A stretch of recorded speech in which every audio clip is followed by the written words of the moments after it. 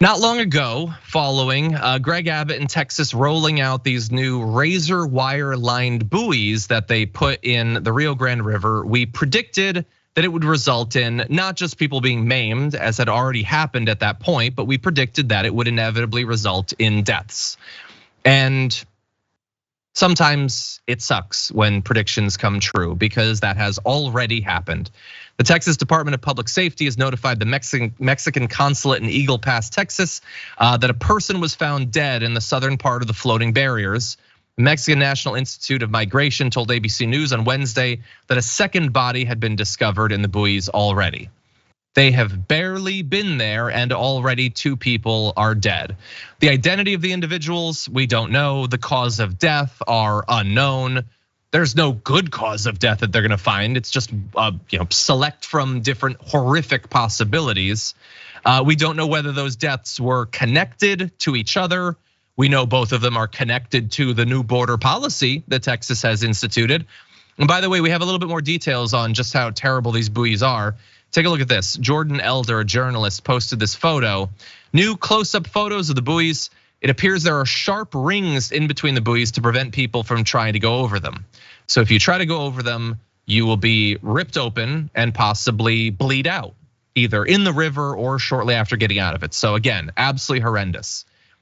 And I don't need to show you this next thing, but I'm going to. Because do you know what the replies to that were? It was this: Rob D, what's the problem? Richard, if they were using legal ports of entry, this wouldn't be a problem, would it? Bubba Harrison, good. Those are just the next 3. I didn't go looking for these. Those are the 3 responses to it, is people saying, yeah, murder people in the river.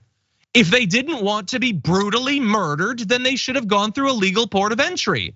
If they didn't want to bleed out, if these adults and kids didn't want to bleed to death or drown in the river, then they shouldn't have done this thing I don't want them to do.